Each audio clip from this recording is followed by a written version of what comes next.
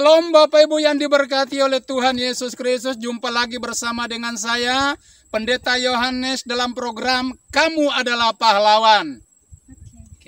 Pada kesempatan ini saya sangat bersyukur kepada Tuhan oleh sebab anugerah dan kemurahan-Nya boleh memperkenankan saya untuk menyampaikan kebenaran firman atau pesan Tuhan bagi Bapak Ibu Saudara-saudara sekalian.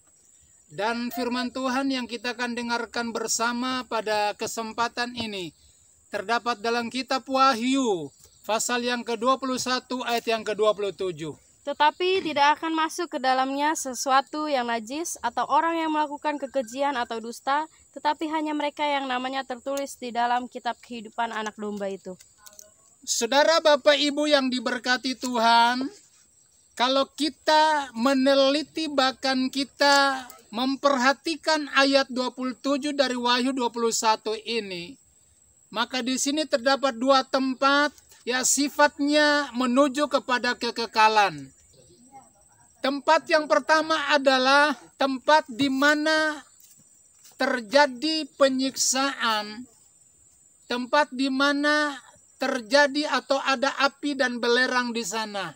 Itu yang dikatakan neraka yang kekal. Kemudian tempat yang kedua adalah bicara tentang kerajaan sorga. Itu juga sifatnya kekal.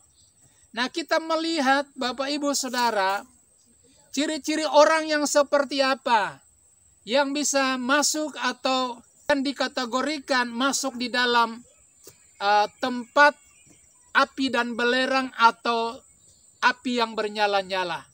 Saya melihat di sini saudara dalam pembacaan ini ada 8 kelompok manusia yang telah dikhususkan oleh Tuhan untuk masuk di dalam tempat penyiksaan atau neraka yang kekal. Ciri-ciri orang yang seperti apakah saudara yang akan masuk di dalam neraka yang kekal atau tempat yang kekal yang sudah disebutkan tadi?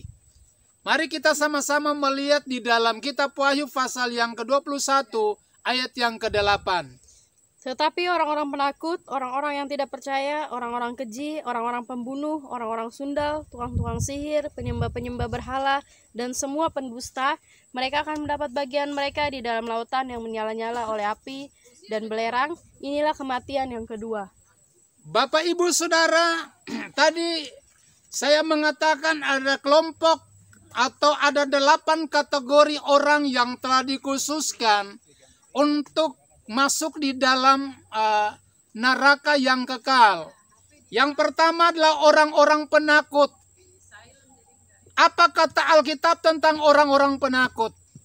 Orang-orang penakut adalah orang-orang yang tidak mempercayai Tuhan. Orang-orang penakut adalah orang-orang yang malu bersaksi tentang nama Tuhan Yesus, yang malu memperkenalkan nama Yesus ya di kalangan umum. Dan kemudian orang-orang penakut adalah ketika dia melakukan kebenaran, namun dia takut kalau dia dikucilkan oleh pihak keluarga. Dia takut kalau dia dikucilkan oleh orang tuanya. Atau lebih lagi saudara, dia takut kalau dia dikucilkan oleh gerejanya sendiri. Nah, itu sebabnya saudaraku, ya orang-orang penakut, Alkitab berkata bahwa mereka tidak akan lolos daripada api neraka yang kekal. Dan kemudian apa yang dikatakan Alkitab? Ya, tentang orang-orang yang akan masuk di dalam api neraka yang kekal. Yang kedua adalah orang-orang yang tidak percaya. Jadi setiap orang yang percaya kepada Tuhan, Alkitab memberikan garansi bahwa mereka pasti diselamatkan oleh Tuhan.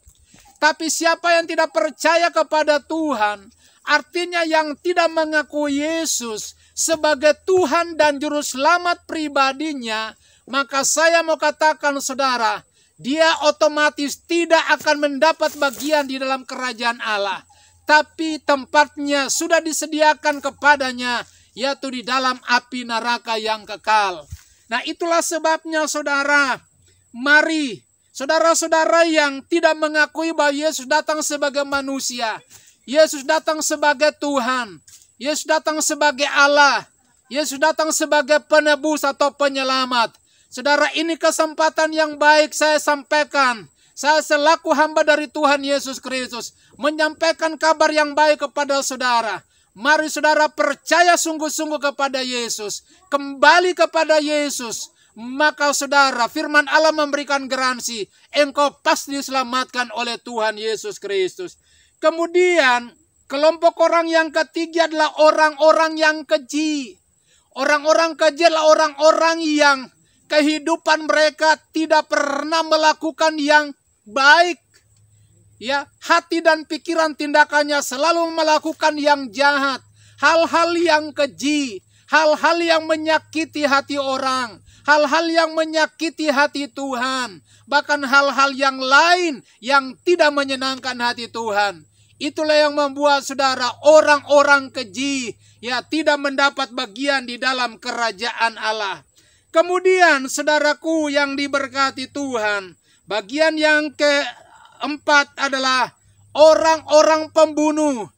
Alkitab berkata bahwa orang pembunuh ini terbagi dalam dua kategori. Yang pertama adalah melakukan pembunuhan secara lahiriah, melakukan pembunuhan dengan tindakan langsung atau tindakan yang nyata. Itu dikatakan pembunuh. Dan firman Tuhan berkata, seorang pembunuh tidak luput daripada penghukuman. Dia membunuh orang, berarti dia harus masuk juga di dalam penghukuman. Dan kemudian saudaraku yang diberkati, kelompok pembunuh yang kedua adalah ketika membenci saudara, berarti kita sudah membunuh dia. Karena Alkitab dengan jelas berkata dalam kitab 1 Yohanes pasal yang kedua ayat yang ke-15. Di sana dikatakan, siapa yang membenci kepada saudaranya, maka dialah seorang pembunuh.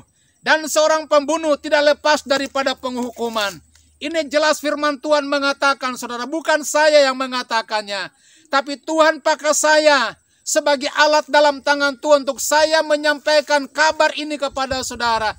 Kalau saudara ya marah terhadap saudara sehingga tidak ya berbicara musuhan bertahun-tahun lamanya, ingin saya katakan hari ini, mari saudara sadar, lalu saudara perbaiki hubungan dengan saudaramu, sehingga satu ketika nanti saudara tidak akan dituntut oleh Tuhan.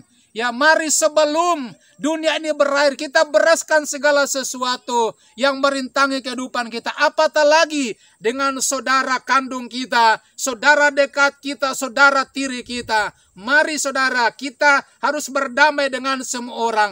Karena Alkitab berkata, berbagailah orang yang membawa damai. Kalau kita hati ini, tabiat kita kepingin berdamai dengan semua orang, maka Alkitab berkata kita akan memandang bahkan melihat Tuhan di dalam kehidupan kita. Kemudian yang kelima saudara, orang-orang sundal tempatnya ada di dalam neraka. Apa Alkitab tentang orang sundal saudara? Orang sundal yang dimaksudkan di sini secara rohani adalah orang sundal yang lebih mempercayai berhala, yang lebih yakin kepada berhala-berhala. Itu yang merupakan saudara ya persundalan secara rohani. Ya kemudian saudaraku yang berikut adalah sundal secara rohani, yaitu saudara melakukan perselingkuhan ya dengan orang yang bukan pasangan yang sah di dalam Tuhan. Itu saudara bersundal saudara. Itu namanya saudara berzina di hadapan Tuhan. Dan seorang sundal, seorang pesina tidak dapat bagian di dalam kerajaan Allah, tapi tempatnya ada dalam api neraka yang kekal. Oleh sebab itu saudara, kalau saat ini mungkin saudara ada dalam posisi haleluya menyembah kepada berhala-berhala, berhenti lalu kembali menyembah kepada Allah yang hidup, karena itulah yang dikehendaki oleh Tuhan. Kemudian saudaraku yang keenam, ya tukang-tukang sihir, orang-orang yang sudah suka mengobati orang, ya orang-orang yang suka ya menolong orang dengan cara-cara iblis. Saya mau katakan saudara, tempatmu bukan ada di sorga, tapi tempatmu ada di neraka yang kekal. Oleh sebab itu, kalau saudara ya mau kalau saudara bebas atau saudara masuk dalam kerajaan sorga, saya tidak mendikte saudara, tapi saya ingin sampaikan jalan keluar. Saya sampaikan kebenaran kepada saudara. Jangan lagi percaya kepada berhala-berhala. Jangan lagi percaya kepada tukang-tukang sihir, tukang-tukang berobat saudara. Karena itu hanyalah tipuan daripada iblis yang membohongi kehidupan kita. Kemudian yang ketujuh adalah penyembah-penyembah berhala. Ya saudaraku, ya orang yang suka menyembah kepada berhala-berhala, patung-patung, ya patung Yesus, patung Bunda Maria, bahkan patung-patung yang lain. Dengarkan baik, saudara tidak akan berkenan di hadapan Tuhan.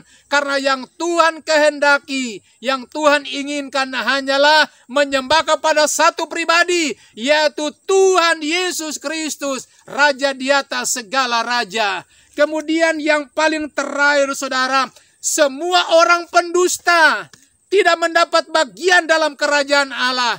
Yang mau dusta kecil, dusta besar, mau bohong kecil, bohong besar, pada intinya itu adalah dosa. Nilainya sama di hadapan Tuhan. Oleh sebab itu saudara, mari firman Allah mendidik kita supaya kita harus katakan ya di atas ya dan tidak di atas tidak. Jangan kita memutarbalikan kebenaran firman Allah. Ya saudara-saudaraku yang diberkati Tuhan, Alkitab berkata, semua orang pendusta tempatnya ada di dalam api dan belerang. Ya tempatnya ada di dalam neraka yang kekal. Puji nama Tuhan, Bapak Ibu Saudaraku yang dikasihi dan diberkati Tuhan. Biarlah firman Tuhan yang kusampaikan di kesempatan saat ini, biarlah kita simak bersama-sama. Ya dengan sungguh-sungguh kita sadar. Lalu kita mau berbalik kepada Tuhan. Kalau engkau tidak mampu melepaskan dirimu, saudara berdoa minta dari Tuhan. Tuhan, haleluya, bebaskan kehidupanku daripada ikatan-ikatan yang mengikat kehidupan saya yang selama ini. Hal keselamatan tertutup bagi kehidupan saya. Puji nama Tuhan, Bapak Ibu Saudara. Amin buat firman Tuhan. Dan Tuhan Yesus memberkati kita sekalian.